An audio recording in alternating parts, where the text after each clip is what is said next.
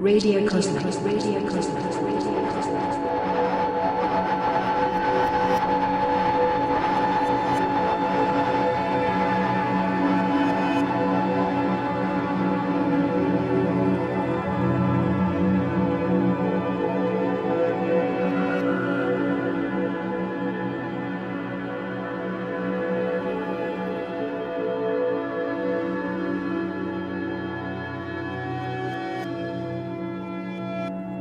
Gradually, it was beginning to feel like the spring was creeping through the slightly longer days. The air could still feel bitterly cold, but the light was returning with the promise of new life. I found myself watching the activity of the hidden settlement askance, as I wondered what my purpose was here other than as an observer. After Emily told me there were complications and timings involved in leaving that I wouldn't understand, it was suggested I talk to one of their elders who had been here since their foundation. I was introduced to Uncle Bob. We walked long snaking paths through the forest, tracing the stone borders of the frequencies that kept us hidden. Sometimes we walked in silence and sat and shivered in the cold air to see the families of deer that stalked through, until they sniffed the air and spotted us, where they then made a mad crashing dash through the thicket. Bob said nothing, but I felt I was being shown what it is to be prey or predator in this world. I thought Bob was American, but his travels had made his accent more nuanced and subtle. He seemed like one of those elder travelling troubadours who was willing to play the part of king or fool depending on who he was talking to, and what would be most beneficial to both in that moment. I felt like it would be entertaining to hear his life story and how he came to be in this strange place with these weird people, but I knew Bob wasn't going to give anything freely unless I had something to offer in return. For the moment, all I had was my natural curiosity to engage with the older man.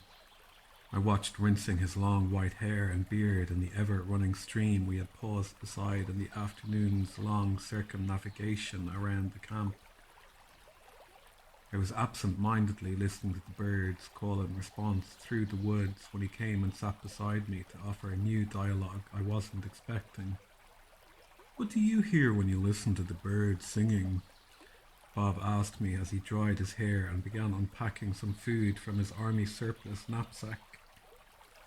"I always feel like I'm in God's garden listening to the birds talk. Hearing the call and response, I could cry at the sheer beauty of the living natural world, with these tiny creatures mating for life amidst everything trying to eat one another," I mused. "Ah, you're a romantic then." Bob cracked a smile through the 1,000 rigid wrinkles of his experienced face. "Am I?" I looked at him again, wondering what he was perceiving when he looked at me. We go through stages of learning in life until we realize how little we know. And we get lost wondering if we know anything at all, and then, well, we start learning how the world really is beyond all the programming. I know you want to know about us. I can only talk for myself, but I can tell you, I started coming here to forget everything I'd learned and start from scratch. You find it romantic listening to those birds. I can understand that, but to be honest with yourselves, we have to say we don't know why the birds are singing. We don't know if it even is singing. We humans call it singing and think of it as being something melodic and mellifluous. But how do you know the sound those birds are making isn't because they're screaming out in pain and terror at existence? "I get it," I smiled and gave a canny look at the man who was now staring at me with wide open expectant eyes like a dog in shock. "I know you can make the philosophical and intellectual argument that we don't really know anything, that we conceptualize and anthropomorphize, and how we project meaning onto the world and people and animals that isn't really there. But I'm not talking about economics looking at the birds and the trees. I can feel them because I am at least partially an animal. That can't be denied. I can feel hunger and desire. I have instincts and sensations. My sense of smell tells me what's good to eat and what has gone off and might be dangerous. There's nothing intellectual going on there. I can perceive spiritual correspondences in the natural world, and that's what I'm doing when I listen to the birds. I'm not proposing any ideology based on the harmonic range of the dawn chorus in the springtime, but I can perceive the beauty of communication happening within a species that is out there, surviving as much as me and you. So you do think about this stuff? Bob relaxed his face into something more casual as I came and sat beside him to eat. Sure, I guess I wouldn't be here if I didn't. Why do you say that? Bob asked me. Because Emily saw something in me that she thought could help her, or someone who would be sympathetic to something. What, I'm not sure. You would probably know. You seem to know the rules of the game. Is that so? Bob grinned. What do you think the point of this game is? I don't know, but I think it's like everybody's waiting for the event. Yeah. What event is that? The event, I insisted again, feeling like Bob was playing a game right now. The main event, the show, the big top blowing, the final trumpet of the apocalypse with a special introduction broadcast from the big kahuna. It's probably what you'd say in California or Hawaii. Oh, is that where I'm from? Bob laughed. I confess I did know that world from Maui to Big Sur a lifetime ago. I thought it was something like that. I smiled, feeling like I'd gotten somewhere at last. What is this big event? Bob asked again. What it actually is, I don't know. I just know everybody's waiting. That's what I get. I guess it's like people are lost in a trance, watching the magical theatre of the absurd. You mean they're watching TV? Bob wondered. It's more than that. It's all the ideas, ideologies and shibboleths of our fraudulent civilization. It's the unfolding train wreck. It's being locked on a roller coaster ride. It's watching a disaster movie and being unable to do anything about it except watch. It's being made completely passive by the society of the spectacle, mistaking the simulacrum of the mass media for reality. It's being glued to the endless soap opera and what might happen next, of constantly tuning in to see a final outcome that never arrives. It's about being locked in a trance so people don't act creatively in their own lives. All they can do is watch the snow of white noise waiting for the big event. But what is the event? Bob had to ask again. I don't know, it could be anything. Take your pick. Project Bluebeam, or economic collapse, or nuclear war, or all three are about to happen before being miraculously stopped by the appearance of the ultimate savior, and it's anyone's guess if that's before or after the rapture. And I have to tell you, Bob, I never really got that one, not being an American and not having the Schofield Bible drilled into me and all that. Maranatha, Bob whispered to himself. I can't tell you either, but I will tell you I know people are prone to wanting something outside of themselves, solve all their problems, and that never works. I think I've learned in all my years that a lot of people don't want to be free. That's something it takes time and experience to realize. But what I don't get is that it seems a lot of the normal people, all the cattle happy being cattle and living off the hog of consumerism, are all quite happy thinking things are all going back to normal any day now. How are they waiting for any event? The new century, I began to attempt an explanation. The new millennium began with an event designed to traumatize us and initiate us all into the new age. And then we were told the best thing to do was just go shopping and not worry about it. Just comply. Well, just be afraid and fear the bogeyman and comply with whatever we say and everything will be fine. Just take off your shoes. It's like the normies have had to constantly humiliate themselves by believing things are about to go back to normal. They've had to internalize all the absurdities of state propaganda and mind control, while thinking they're incredibly free and sophisticated citizens of modern liberal democracies. They've had to relocate their disassociated personality inside a walled garden or sandpit, and imagine that is all the world is. And anything outside that is for other, more qualified and better paid people to worry about. I mean, they don't realise they're being driven mad while the band plays on. You are right about disassociation, Bob considered the point for a moment. It took me time to understand this when I was younger, doing my own research and making my own discoveries. For a long time, I didn't realize how disassociated people were. You see, I was young at the height of the new frontiers being found, the psychedelic wonderland. And we were all pioneers seeking a path out of the suburban sprawl of the post-war society that gradually dawned on us all was a tumorous outgrowth of the military-industrial complex.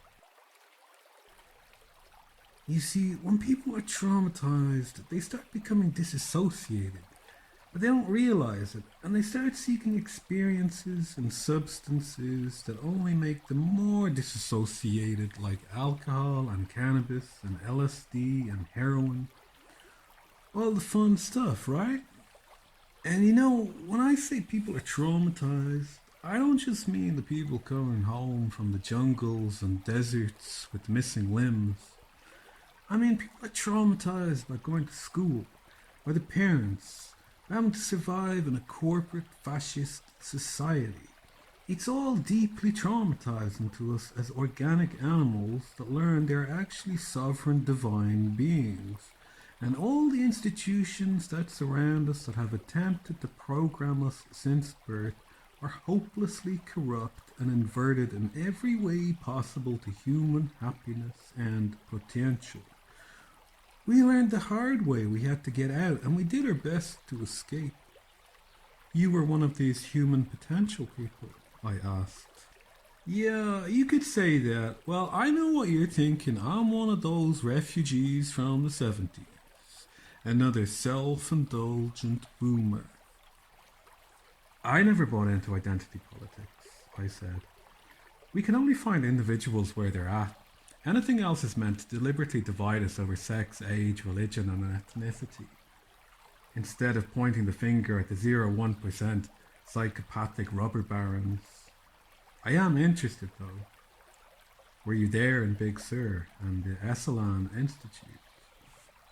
I have been around the block. Bob looked away at some sound in the forest and paused for a moment to consider if someone was approaching or listening in. You weren't a spook, I asked him. I was a seeker, seeking. Seek and you shall find. What did you find? That is the question, Bob replied with some amusement, lighting up his eyes. You know, it's never quite what we expect or even what we imagine we desire. To discover it is all an illusion isn't always a happy thing for people.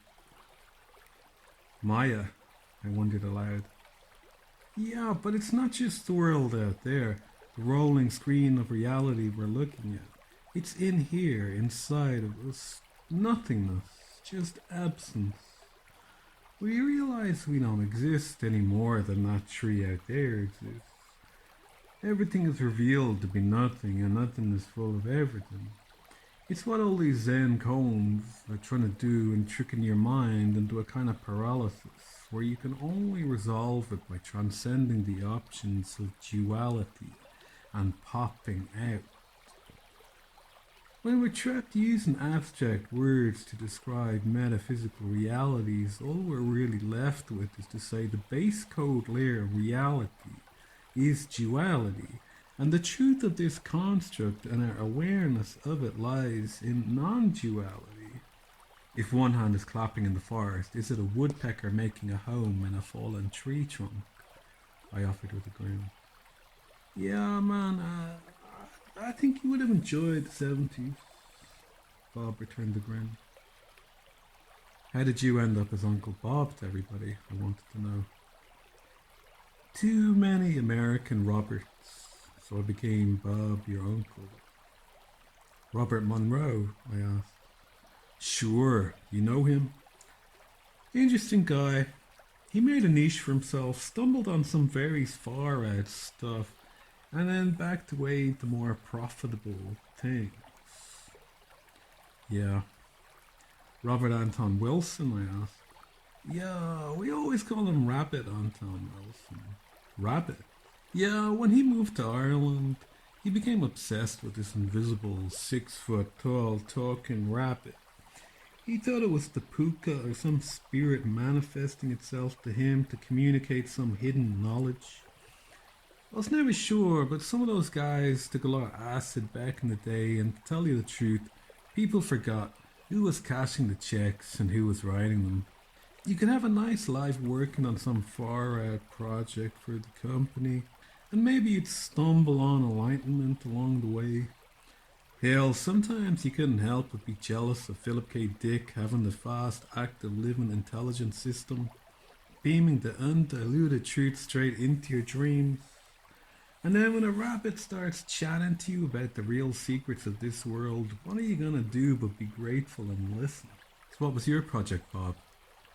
I wanted to know what his past looked like that had ended up bringing the two of us together in that moment, eating lunch on the mossy earth beneath the forest canopy. That was the wild west of the new age.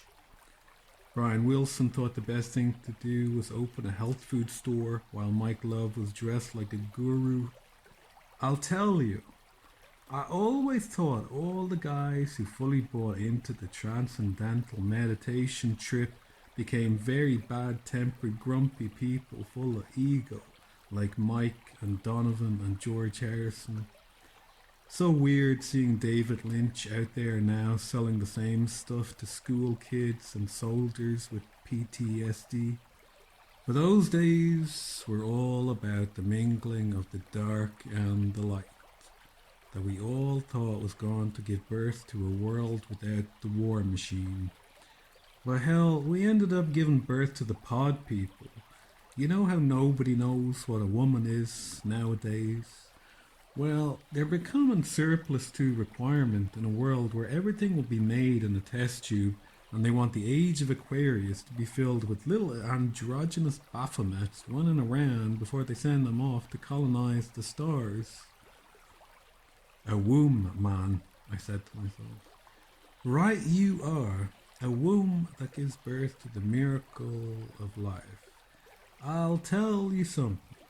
I was around all those characters who were wishing upon a universal hexagram for liberation from the Abrahamic mind virus they imagined was oppressing them in those days.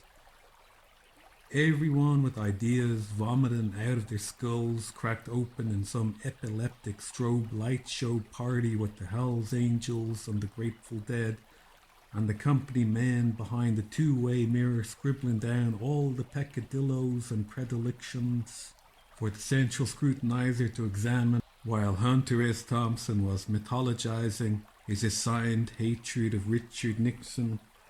Well, I used to actually listen to what people said, and I thought about it, and I wondered why anyone would want to see the sun go down on this earth for the last time. What do you mean? I had to ask. They had some very clever people running ideas in those days, in every direction in 4D space, back and forth in every which way. They had people running counterintelligence on the office next door. They had people flipping their own mind flips on every way imaginable to confuse themselves. It's like once Operation Chaos started, nobody could remember if it was a practical joke or if the end goal was turning society into a joke with no punchline. Hell, listen, do you know how wealthy Bill Burroughs' family was just for making fancy calculators that ran the entire economy before IBM took over? William Burroughs, was he for real? I asked. Oh, he looked like a spook, didn't he? You never noticed him if he didn't want to be noticed. He was the original grey man. Oh yes, he was a sly man moving between interzones. You know, people think he went to Morocco and was smacked out of his head writing all that horrible queer stream of consciousness shit and reinventing James Joyce as if the secret of the universe was to be found in raping young boys. Hell, what kind of counterculture was it gonna be with Allen Ginsberg dancing around naked like a holy fool? He set up his own disembodied school of poetics just so a proper halo could be affixed around his head as he convinced some idealistic youth given head was what poetry was all about. Man, listen, they were some sick people holding up a broken kaleidoscope to the society that gave us the atom bomb and the fire bombing of Dresden. You broke me? Yeah, I nodded, but wanted to fully understand. Wasn't William Burroughs the holy angel of smackheads? Oh yeah, Bob laughed. That's what I was trying to say. All that grotesque garbage he wrote that wasn't phantasmagorical heroin literature breaking down the boundaries of post-war literature or whatever, man. That was the insane psychic splinters of space-time being broken down by DMT injected straight into your vein, and the veins that led to the super highway of sentient secrets on the other side. They wanted to talk to someone, something out there, which of course is in here, or rather, everywhere just out of sight. And when you get someone as sick as Bill Burroughs being tasked to talk to the interdimensional critters, well, things are gonna get really weird really fast. I mean, what the hell did they think was gonna happen? I mean, I wondered what Bill looked like to them, right? Wait, I had to interrupt again. You're telling me all that interdimensional alien stuff Cliff High talks about is for real? Oh, you listen to him? Well, all I can say is, did you ever notice that these alternative characters can never help telling everybody they grew up on army bases and air bases? You're reminding me that Tom Montauk grew up on an air base, I think it was. I thought out loud.